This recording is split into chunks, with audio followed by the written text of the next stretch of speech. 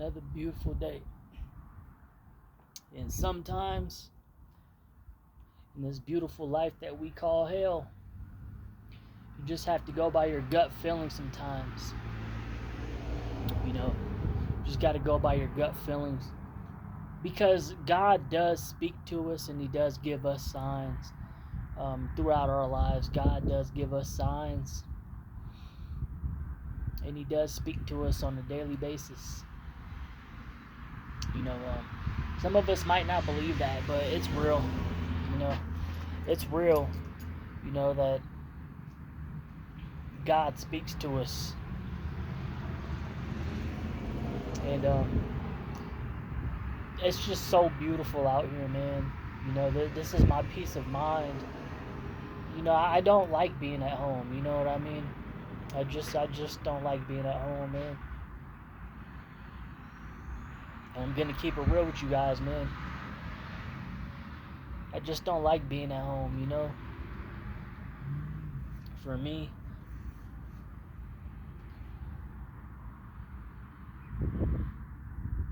for men, bro, deep down, and even for a lot of women, life is incomplete. Life is incomplete without marriage. It really is. It's a nice engine. But life is incomplete, man, without it. Life is incomplete without work. Life is incomplete without a schedule. Life is incomplete without discipline. Life is incomplete without responsibilities. Life is incomplete without pets. Life is incomplete without all of it. It's the whole nine.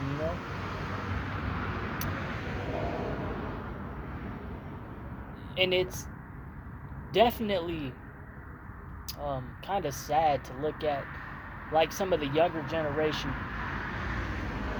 that's underneath us, right? If you're in your 30s and we look at the younger generation,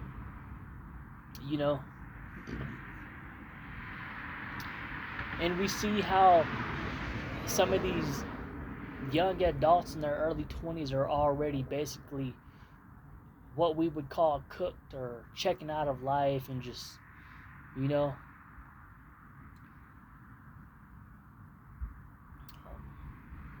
nobody wants that deep down. Nobody deep down wants to check out and be cooked. But realistically, man, that's why I'm glad that I'm not hyperly successful right now in my life, in my 30s. Some of these youngsters, they don't understand it. They think that they will, and they think that life is just all about money and finances. Because we have this natural mind frame that if my computer breaks, I'd just rather replace it than learn how to fix computers, right? And it's the same mind frame that if I can't fix my relationship, then I'd rather just let it go to pieces and give up on your wife. And so people just like to give up because they let the devil creep in. They let the devil creep in and take over the steering wheel. And the devil, just like Jesus promised eternal life, the devil for sure offers a life of being incomplete. That's what the devil offers, a life of being incomplete. But it's so easy to miss it because he offers things of the world to blind us from being incomplete in the first place. Like a couple of likes on Instagram, or a couple of likes on Facebook, or a couple of views on YouTube, or a couple of dollars in your check.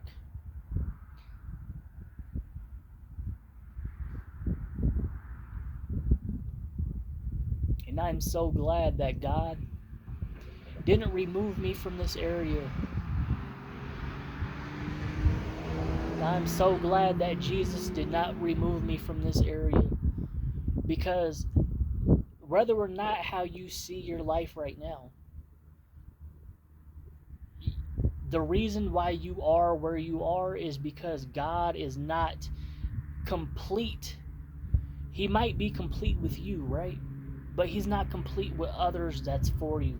He's not complete with the area you're in. He's not complete. The map he drew out for us is not complete. The map he drew out for us is not complete. There's still something that you need to fix in your life. There's a relationship that needs to be fixed. There's a bridge that needs to be built. And that's the reality of it. There's a bridge that needs to be built. There's a connection that seeks, you know, and that's what it is that's the reality of it, you know.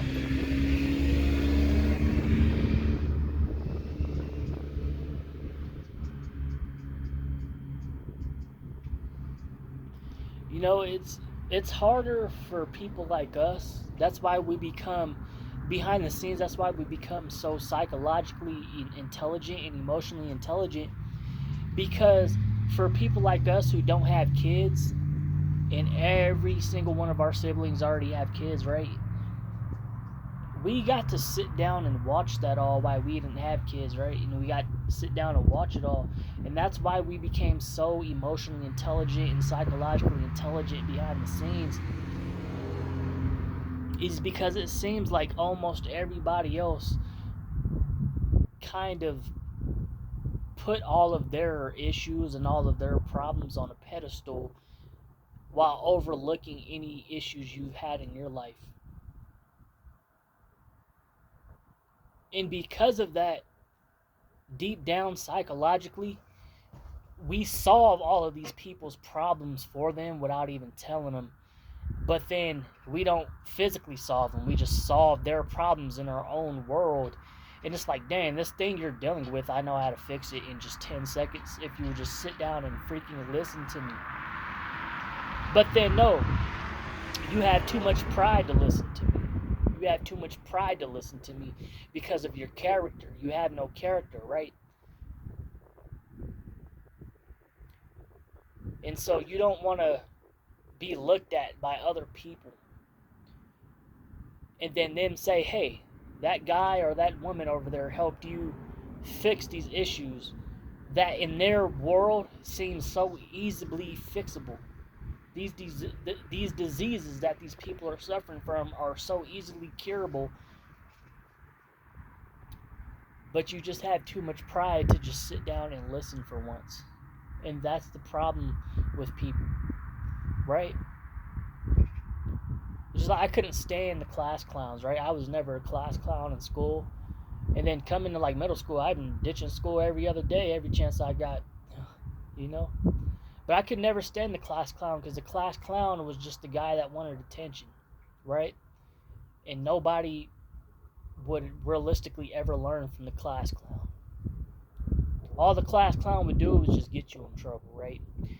And the crazy thing about it is there's usually never multiple, let's just say the introvert, right? Because you guys don't like the term sigma male, but I'll use the term introvert thing because introverts exist, right? There's multiple personalities.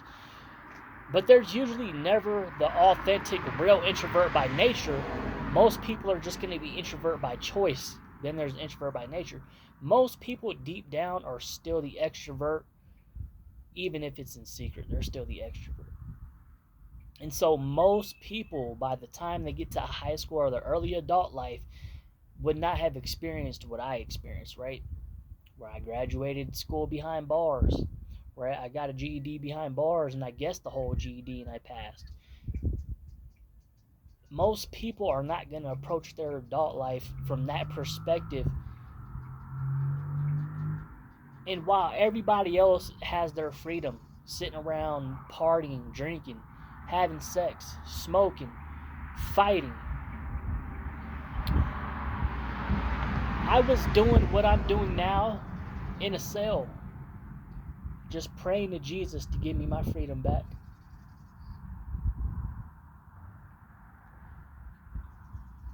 And some of you guys would never understand if you've never spent a year behind bars. You'll never understand what it means just to be free.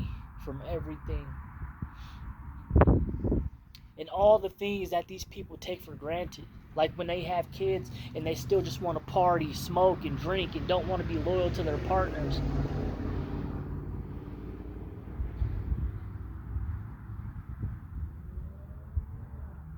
They don't want to be loyal to themselves. They can't even trust themselves with something so simple. Just like drinking alcohol. And then you got individuals like me who made a vow to myself like, hey, I don't ever want to lose my freedom ever again, bro. I don't ever want to lose my freedom ever again in my life.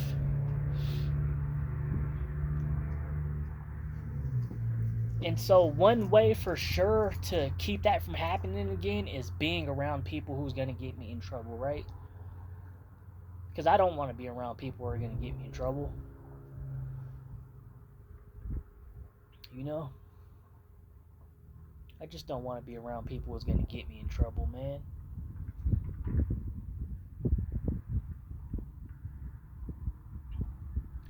But for me, the things that other people seem to not cherish is something that I just cherish deep down so much.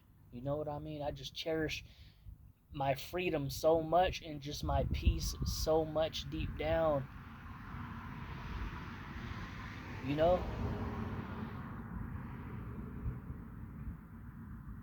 And for me, I just don't find peace sitting at home. Because my home is incomplete. You know? I'm not going to find any answers on the couch. I'm not going to find any answers on the couch. And that's the thing. Is when I'm out here in Mother Nature, I feel like I get my answers, you know? I can fully 100% clearly talk to God.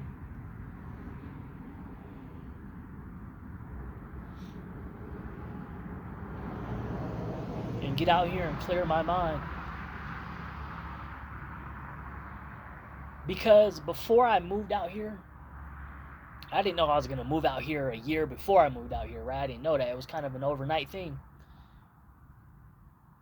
And before I moved out here, right, I didn't know that. But then I've been out here for basically a decade now. I don't regret coming out here one bit. Because there's a few people out here that I met that I'll never forget. There are some people out here that I met here that I'll never forget till the day I die. And that's the beautiful thing about life. You know what I mean? That's the beautiful thing about life. And that's why God kept me out here. And that's why He has you in the position He has you in. Because He's trying to give you a history. Right? He's trying to give you a history that forget if anybody else remembers, right? But then these few individuals that I met out here that I'll never forget, they're never going to forget me.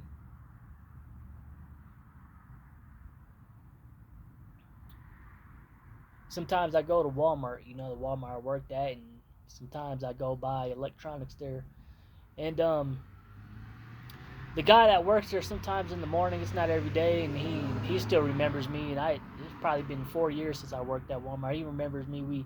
We talk for a couple minutes all the time when I go to Walmart, man. And then I have another buddy that worked at Walmart, you know, and every time I see him, we say, "Hey, Nigel, man, what's up, bro? Da da da da." And he would just show me pictures of his new car and stuff, you know.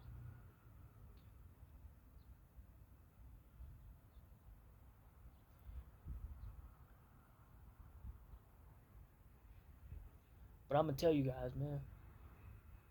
I started ditching school when I was in elementary school, and I remember it like it was yesterday. Because I couldn't sit around the other kids, man. I just couldn't sit around them. Because not everybody was introduced to Santa Claus and the Easter Bunny that early of an age. know, not everybody was introduced to Santa Claus, man. And I don't mean Christmas, but I mean literal Santa Claus. I remember I had a friend who literally believed in Santa Claus. And I just already knew that Santa Claus wasn't a realistic figure, you know?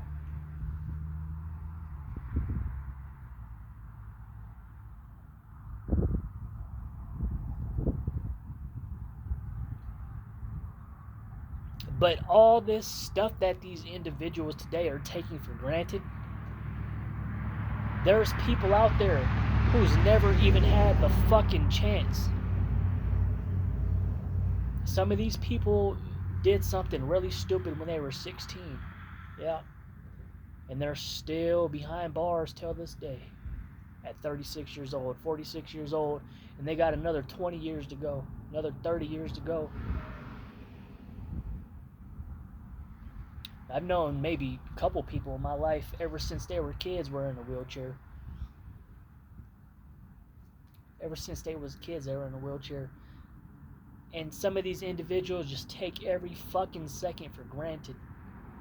Another fucking cigarette won't hurt. Another fucking beer won't work. Another one night stand won't ever hurt until it actually does.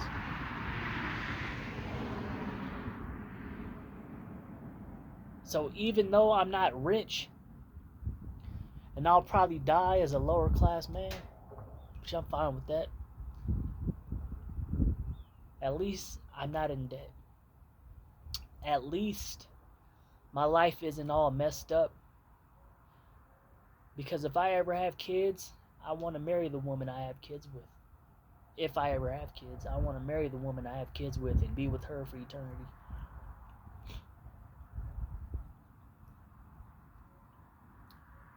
But understand that is no matter what your life looks like, and no matter what you're feeling in your heart, or what you're feeling in your mind, or what you're feeling in your spirit, is that it's all God's plan at the end of the day. It's part of His plan. It's part of His plan. See, getting rich and hyperly successful is not the answer from a biblical perspective. It's not. But it's just being complete. And so every day, since I've been out of work, I come out here. I come out here and get some Mother Nature. Because I fucking hate sitting at home, man. I fucking hate sitting at home. I could have all the money in the world, man. I fucking hate sitting at home, bro. And some of these people just make sitting at home look so fucking easy. I hate sitting at home, bro. It's incomplete. You know, it's incomplete, man.